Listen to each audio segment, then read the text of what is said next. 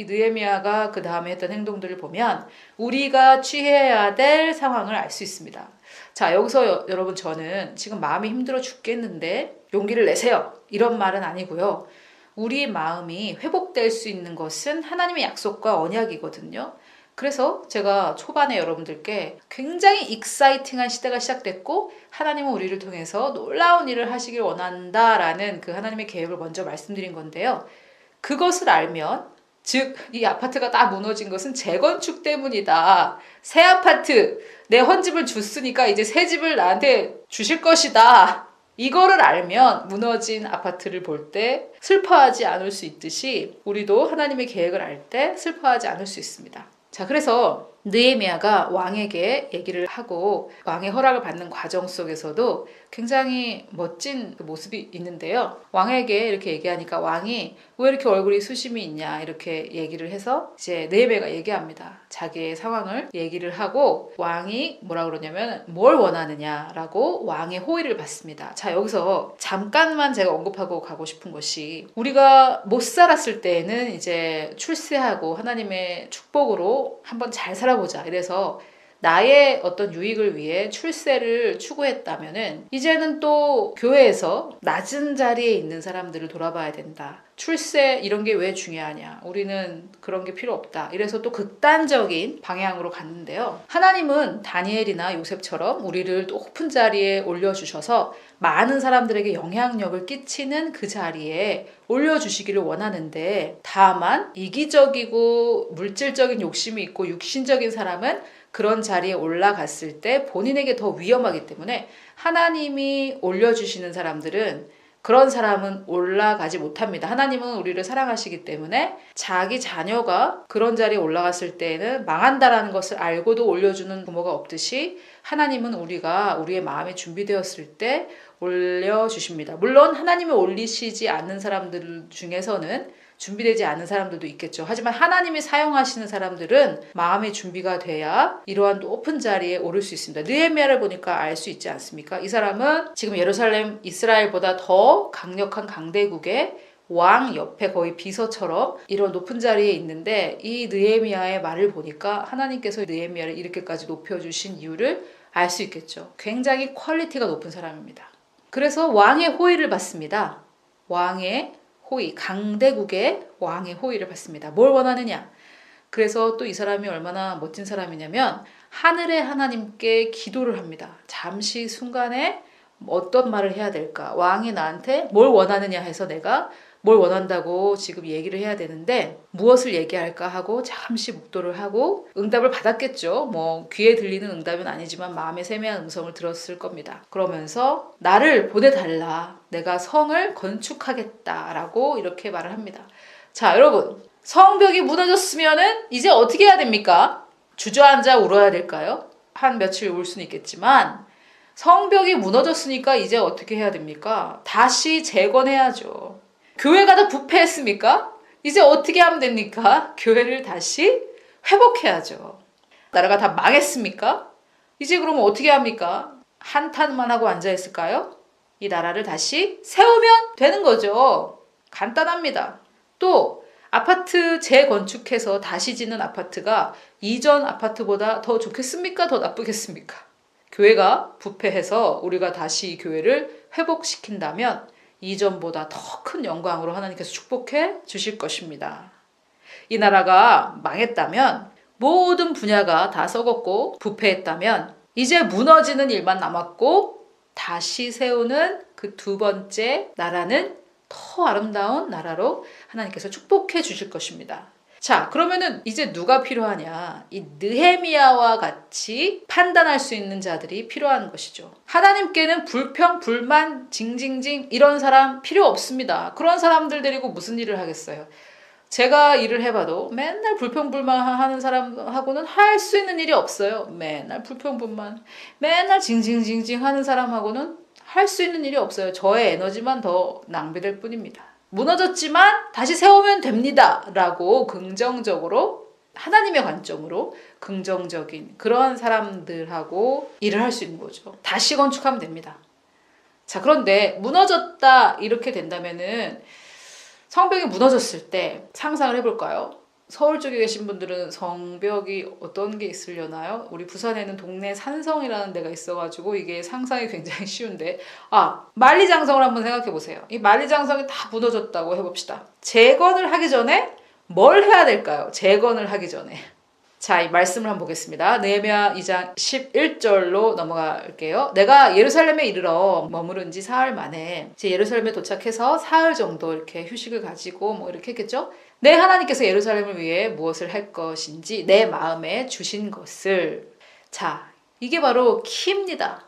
느헤미야도 하나님의 대하 드라마, 하나님의 그 시나리오를 받은 거죠. 이게 굉장히 중요합니다. 이것을 가진 자만이 낭망하지 않을 수 있습니다. 제가 이것을 저도 받았다고 믿어지는데요. 다음에 제가 여러분들께 나누겠습니다.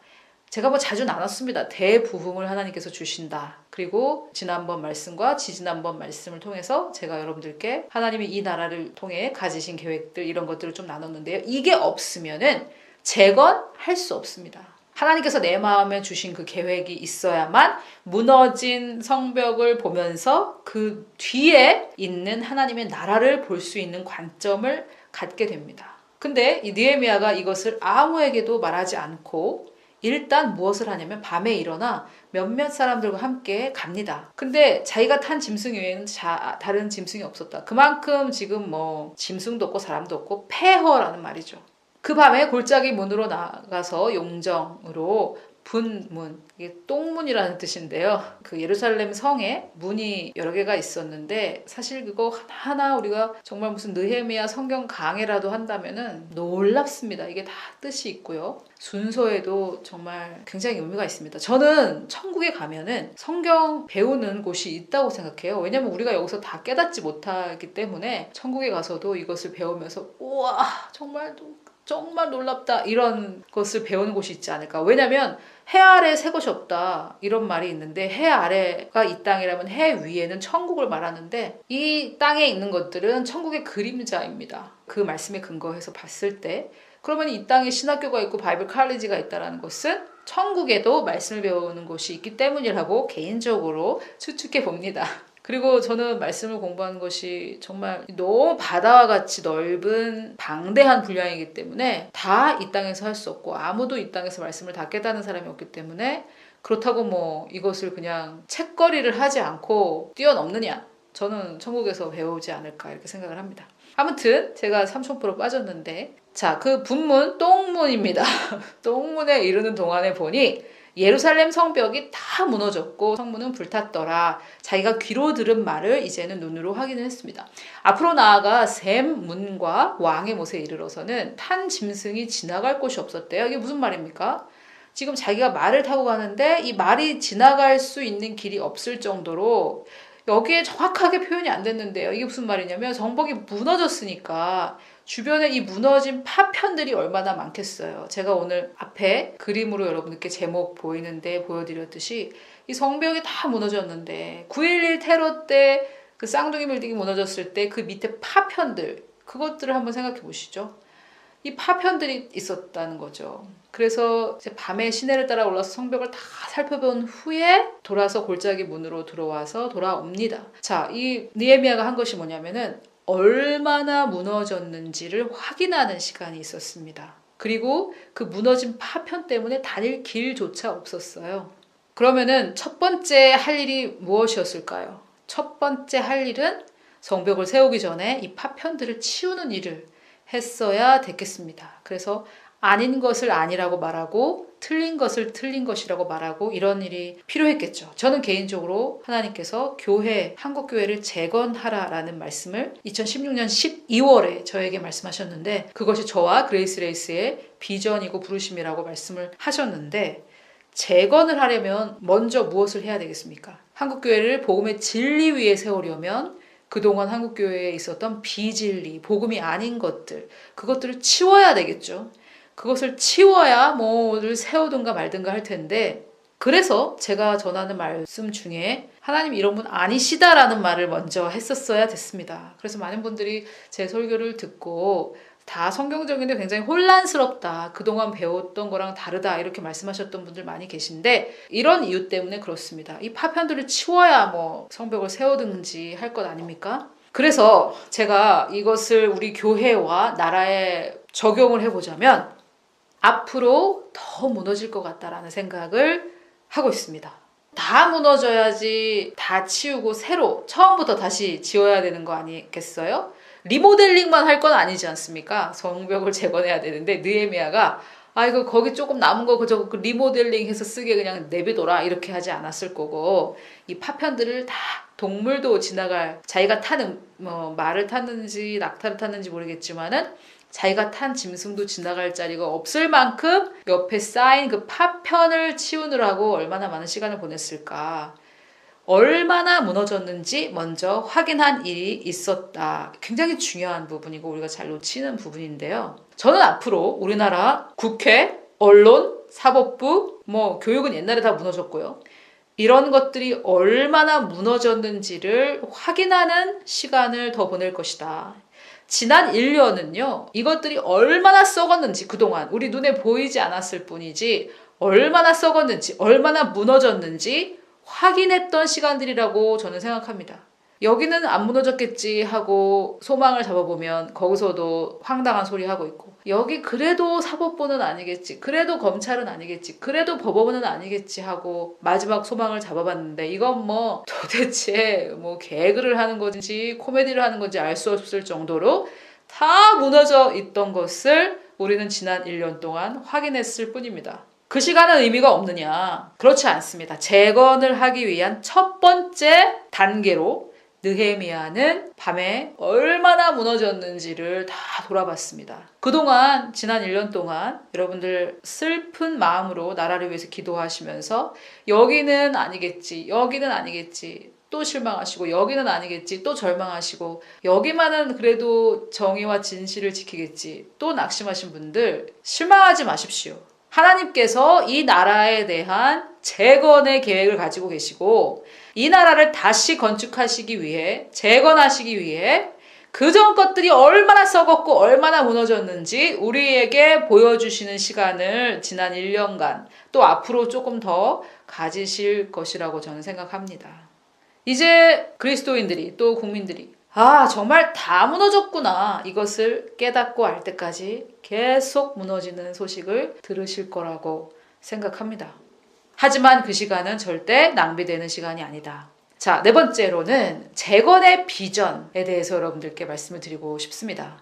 이 느헤미야가 밤새 이 무너진 것들을 보고 돌아왔으니 마음이 얼마나 슬펐겠습니까? 하지만 느헤미야는 하나님께서 예루살렘을 위해 무엇을 할 것인지 그의 마음에 주신 것을 품고 있었기 때문에 정말 너무 소망이 되는 말씀이죠. 12절. 이거를 가지고 있었기 때문에 그 파편들을 돌아보는 것이 슬프지 않았습니다. 아파트 재건축, 새로 재건되는 그 아파트의 모델하우스를 본 사람은 지금 내가 그동안 살았던 아파트가 다 무너진 모습을 둘러보아도 그 처참한 모습이 슬프긴 하겠지만 재건될 아파트의 모델하우스를 본 사람은 마음이 낙심되지 않을 수 있듯이 우리도 하나님이 내 마음에 주신 그 하나님의 계획을 마음에 품은 자들, 하나님께서 예루살렘을 위해 무엇을 할 것인지 그 마음에 품은 느헤미야처럼 하나님께서 이 한반도 한민족을 통해 어떤 일을 하실 것인지 예레미야 33장을 제가 말씀드렸는데요.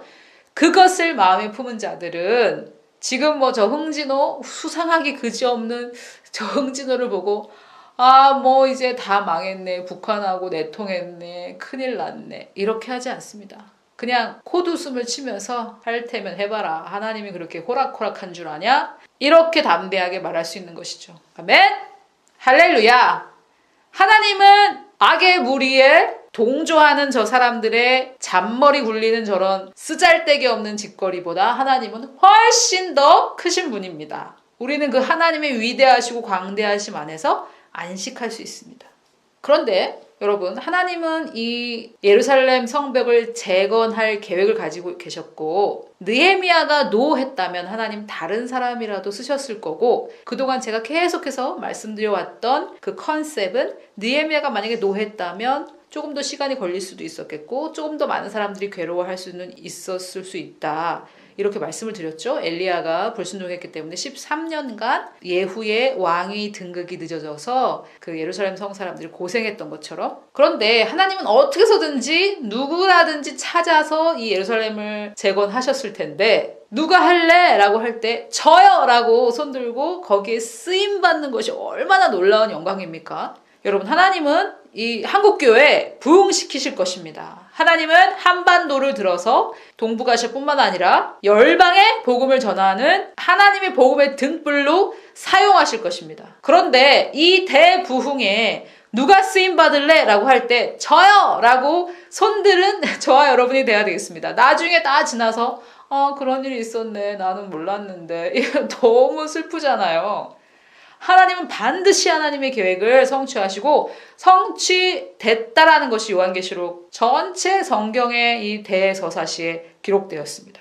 하나님은 우리와 함께 하지 못하시면 다른 사람이라도 쓰실 텐데 어차피 하나님께서 이루실 그 일에 내가 속하는 것이 얼마나 큰 복입니까? 여러분 이제 앉아서 울기만 하는 일 그만두시고 하나님 제가 이 한국교회 재건에 쓰임받겠습니다. 이 대한민국 재건에 쓰임받겠습니다. 저 북한 재건에 제가 쓰임받겠습니다. 라고 일어나 빛을 발하십시오. 이제 곧 공사나 될 것 같아요. 어떡해요? 저 나쁜 사람 맨날 그러고 징징징 해봐야 오히려 다른 사람들에게 꼴불견인 모습만 보여줄 뿐이죠.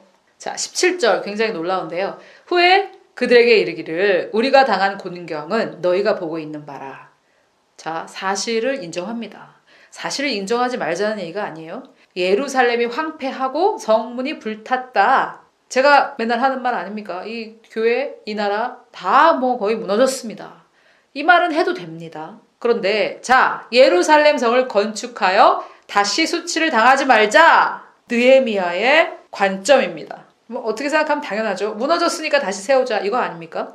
여러분 혹시 40대 이하의 사역자들이 이 말씀을 듣는다면 제가 왜 맨날 40대 이하라고 하냐면요. 제가 40 중반인데 저보다 나이 많으신 분들에게 제가 이래라 저래라 할 수는 없고 저보다 동생 뻘이신 사역자님들 정신 차립시다. 뭐 교회가 이래가 되겠나 맨날 그러고 앉아있어서 뭐가 되겠습니까?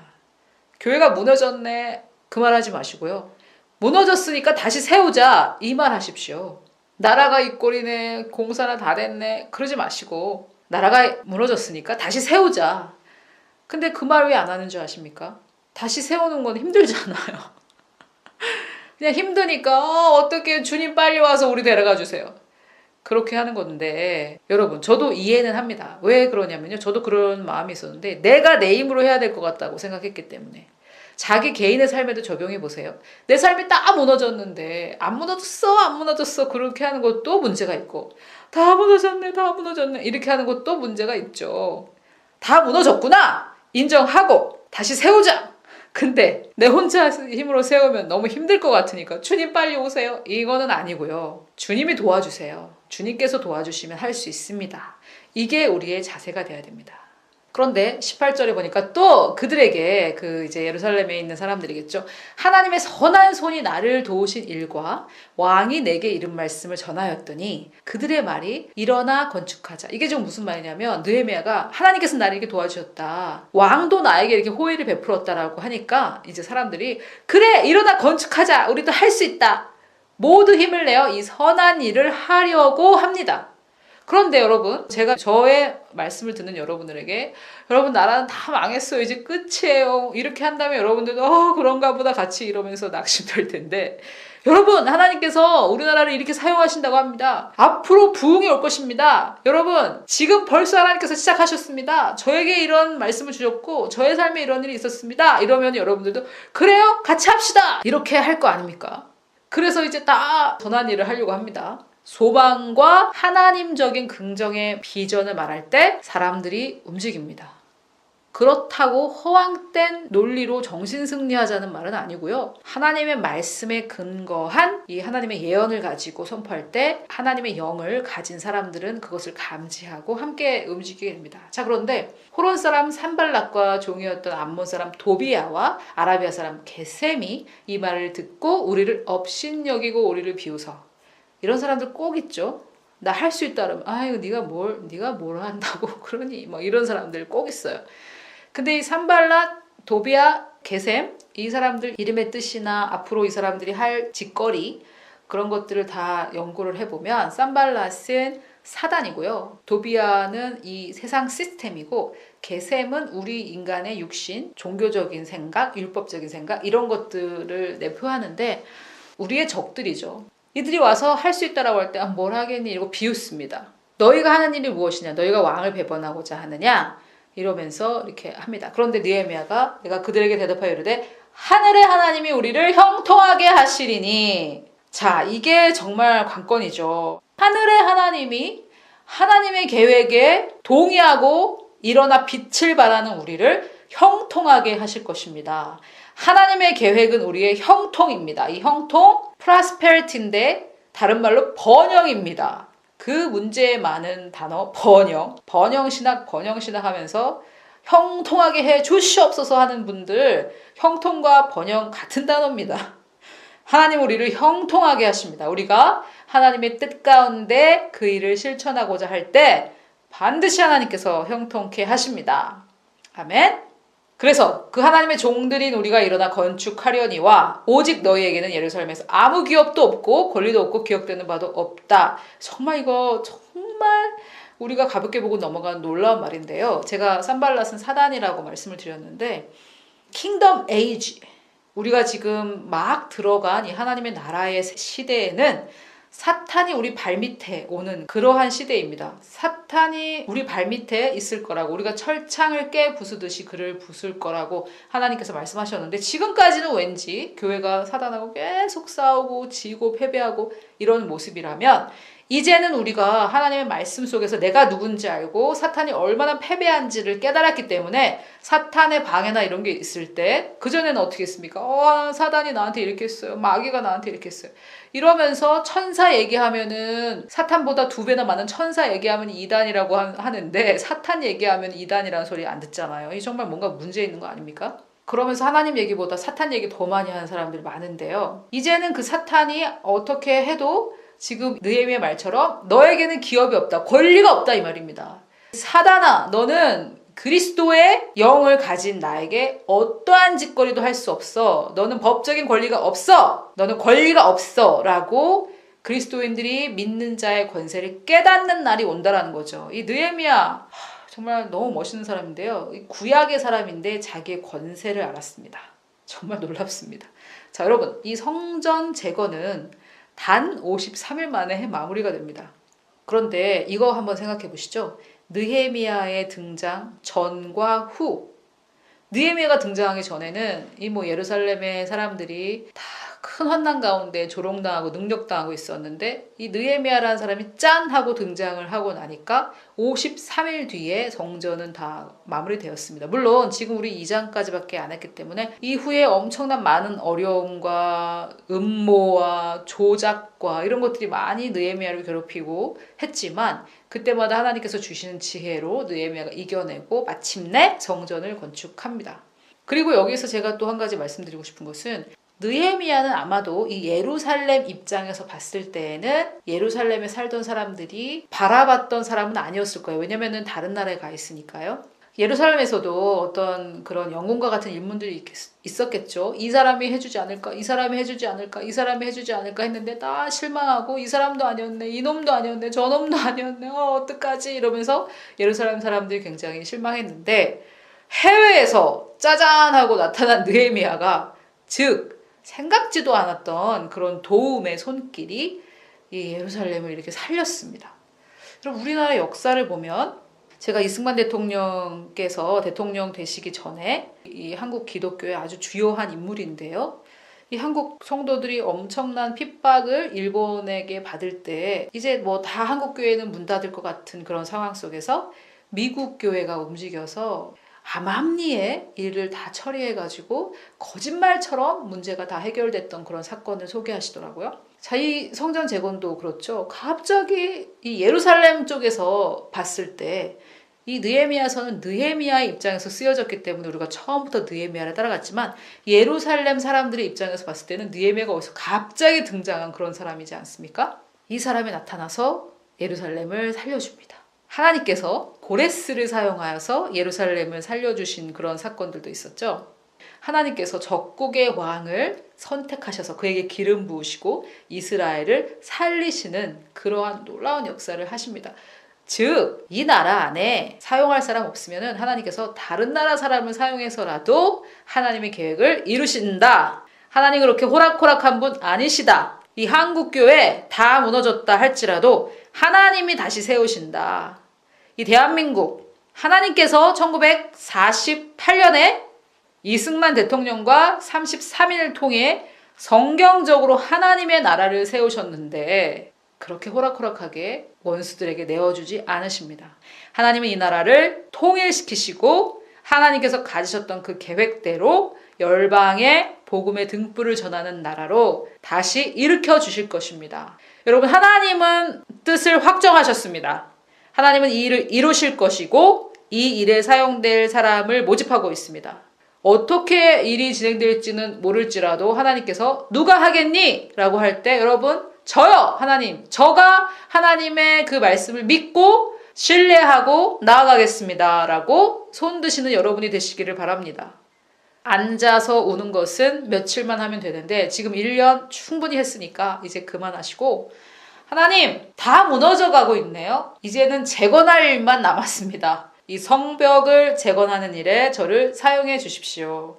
그리고 느헤미야에게 주셨던 것처럼 느헤미야에게 예루살렘을 향한 하나님의 뜻을 알려주셨던 것처럼 하나님 이 한반도, 이 한국교회, 또 내 가정, 나 개인의 인생을 위해 하나님 무엇을 하실 것인지 내 마음에 알려주십시오라고 기도하시면 하나님 너무 기뻐하시는 기도이기 때문에 반드시 응답해 주실 것입니다. 여러분, 우리 그 10명의 정탐꾼처럼 메뚜기네 뭐네 한 그 10명의 정탐꾼처럼 그러한 정말 시시하고 째째한 인간으로 살지 말고 갈렙과 여호수아처럼 또 느헤미야처럼 새롭게 된 생각을 가진 저와 여러분이 되었으면 좋겠습니다. 그래서 이 느헤미야의 관점으로 무너진 성벽에서 하나님의 나라를 보낸 저와 여러분이 되시기를 예수 그리스도의 이름으로 축복합니다.